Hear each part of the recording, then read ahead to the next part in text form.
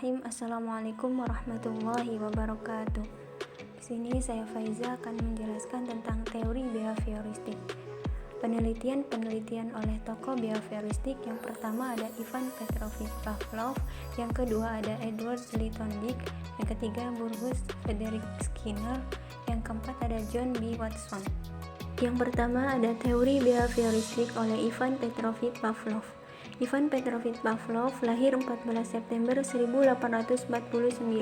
Ia meraih penghargaan Nobel pada bidang psikologi or medicine tahun 1904. Karyanya mengenai pengkondisian sangat mempengaruhi psikologi behavioristik di Amerika. Eksperimen-eksperimen yang dilakukan Pavlov dan ahli lain tampaknya sangat terpengaruh pandangan behaviorisme. Pavlov melakukan suatu eksperimen terhadap anjing. Anjing mengeluarkan air liur apabila diperlihatkan makanan. Air liur yang dikeluarkan oleh anjing merupakan suatu stimulus yang diasosiasikan dengan makanan. Pavlov juga menggunakan lonceng dahulu sebelum makanan diberikan. Dengan sendirinya, air liur pun akan keluar pula. Apabila perbuatan yang demikian dilakukan berulang-ulang, maka pada suatu ketika dengan hanya membunyikan lonceng saja tanpa makanan, maka air liur pun akan keluar pula. Dari gambar di atas dijelaskan, makanan adalah rangsangan wajar, sedang lonceng adalah rangsangan buatan. Ternyata kalau perbuatan yang demikian dilakukan berulang-ulang, rangsangan buatan ini akan menimbulkan syarat atau kondisi untuk timbulnya air liur pada anjing tersebut. Peristiwa ini disebut refleks bersyarat atau conditional response. Dari contoh tersebut dapat diketahui bahwa dengan menerapkan strategi Pavlov, ternyata individu dapat dikendalikan melalui cara mengganti stimulus alami dengan stimulus yang tepat untuk mendapatkan pengulangan respon yang diinginkan. Sementara individu tidak menyadari bahwa ia dikendalikan oleh stimulus yang berasal dari luar dirinya. Berdasarkan eksperimen yang dilakukan Pavlov, diperoleh kesimpulan berkenaan dengan beberapa cara perubahan tingkah laku yang dapat digunakan dalam proses pembelajaran. Misalnya, murid dimarahi karena ujian biologinya buruk. Saat murid untuk ujian kimia, dia juga akan menjadi gugup karena kedua pelajaran tersebut saling berkaitan. Teori behavioristik dengan model hubungan stimulus-respon atau reaksinya menundukkan orang yang belajar sebagai individu yang pasif. Respon atau perilaku tertentu dengan menggunakan pentingnya pelatihan atau pembiasaan semata. Munculnya perilaku akan semakin kuat bila diberikan reformance atau penguatan, dan akan menghilang bila dikenai hukuman. Teori ini juga cocok diterapkan untuk melatih anak-anak yang masih membutuhkan dominansi peran orang dewasa, suka mengulangi dan harus dibiasakan, suka meniru dan senang dengan bentuk-bentuk penghargaan, langsung seperti diberi hadiah atau pujian. Yang kedua ada teori behavioristik oleh Edward Lee Thorndike. Teori belajar menurut Thorndike adalah sebuah proses interaksi antara stimulus dan respon. Thorndike memproklamirkan teorinya dalam belajar. Ia mengungkapkan bahwasanya setiap makhluk hidup itu dalam tingkah lakunya merupakan hubungan antara stimulus dan respon. Teori ini disebut juga teori koneksionisme. Stimulus adalah segala sesuatu yang dapat merangsang terjadinya proses belajar seperti pikiran, perasaan, atau hal-hal lain yang dapat ditangkap melalui alat indera. Sedangkan respon adalah reaksi yang dimunculkan peserta didik ketika belajar yang dapat pula berupa pikiran, perasaan, gerakan, atau tindakan. Dalam penelitiannya, binatang-binatang tersebut dikurung dalam kandang dan tidak diberi makan. Untuk mendapatkan makanannya, binatang-binatang tersebut diharuskan keluar dari kandang dengan cara-cara tertentu.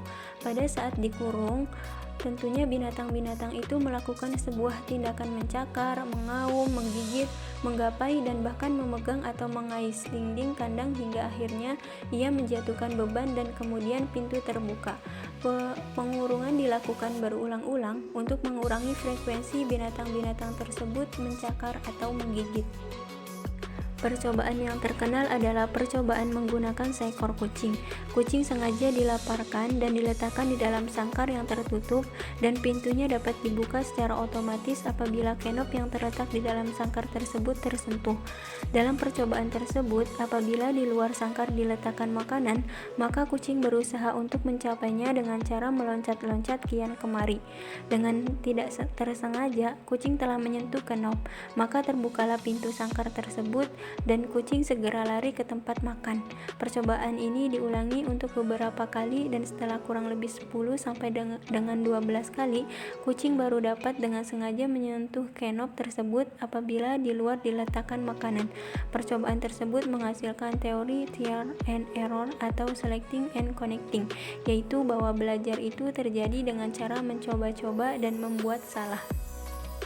Teori ini kemudian dipakai dalam teori pembelajaran, yaitu pada awalnya seseorang akan melakukan percobaan-percobaan dan kesalahan-kesalahan yang akan menjadikan mereka mengerti dan paham. Kesalahan sebagai stimulus dan mengerti atau paham sebagai respon. Dari hasil penelitiannya, Twonik menyimpulkan bahwa respon untuk keluar kandang secara bertahap diasosiasikan dengan suatu situasi yang menampilkan stimulus dalam suatu proses coba-coba, trial and error. Respon yang benar secara bertahap diperkuat melalui serangkaian proses coba-coba, sementara respon yang tidak benar melemah atau menghilang. Teori koneksionisme Twonik ini juga dikenal dengan nama instrumental conditioning, karena respon tertentu akan dipilih sebagai instrumen dalam memperoleh reward atau hasil yang memuaskan. Yang ketiga ada teori behavioristik oleh Bogus Frederick Skinner. Menurut Skinner, unsur yang terpenting dalam belajar adanya penguatan performance dan hukuman punishment. Penguatan performance adalah konsekuensi yang meningkatkan probabilitas bahwa suatu perilaku akan terjadi. Sebaliknya, hukuman atau punishment adalah konsekuensi yang menurunkan probabilitas terjadinya suatu perilaku. B.F. Skinner melakukan percobaan terhadap tikus yang diletakkan di dalam kandang. Kemudian ia meletakkan sebuah bel di dekat pintu. Apabila ditekan, maka secara otomatis pengungkit makanan akan bergerak dan makanan akan jatuh dari atas kandang. Dalam percobaan ini, yang dilakukan tikus pertama kali adalah melompat-lompat dan mencakar kandang. Tetapi pada suatu ketika, tikus berhasil menekan bel hingga akhirnya mengungkit menggerak dan makanan pun jatuh. Aksi yang dilakukan tikus ini dinamakan aksi attendant behavior. Attendant behavior adalah sebuah tingkah laku yang muncul tanpa adanya stimulus tertentu sebelumnya. Makanan yang jatuh dinamakan response, yaitu tingkah laku operan yang akan terus meningkat apabila diikuti oleh performance. Teori operan conditioning adalah teori yang dikembangkan oleh B.F. Skinner. Teori ini mengungkapkan bahwa tingkah laku bukanlah sekedar respon terhadap stimulus, tetapi suatu tindakan yang disengaja atau operan. Teori operan conditioning adalah teori yang dikembangkan oleh B.F. Skinner. Teori ini mengungkapkan bahwa tingkah laku bukanlah sekedar respon terhadap stimulus, tetapi suatu tindakan yang disengaja atau operan. Tingkah laku adalah perbuatan yang dilakukan seseorang pada situasi tertentu. Tingkah laku yang dimaksud terletak di antara dua pengaruh, yaitu pengaruh yang mendahulunya, attention, dan pengaruh yang mengikutinya, konsekuensi. Hal ini dapat dilukiskan sebagai berikut. Attention, tingkah laku, konsekuensi, atau A ke B atau ke T, terus ke C. Tingkah laku dapat diubah dengan cara mengubah attention, konsekuensi, atau kedua-duanya.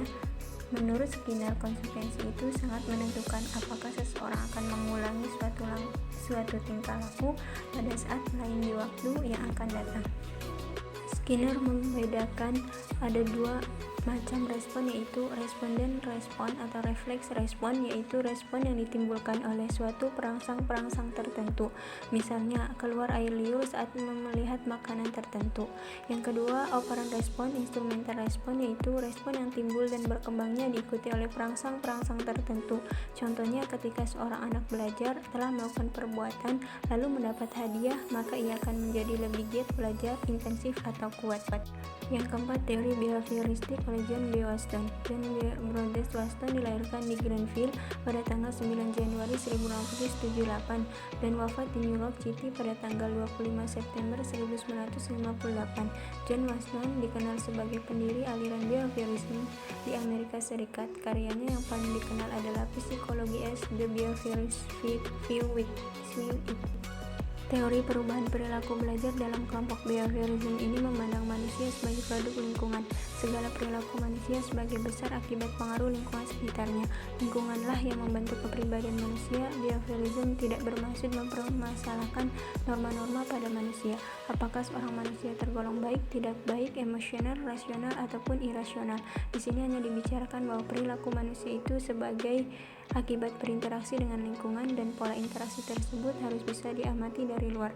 Belajar dalam teori behaviorism ini selanjutnya dikatakan sebagai hubungan langsung antara stimulus yang datang dari luar dengan respon yang ditampilkan oleh individu.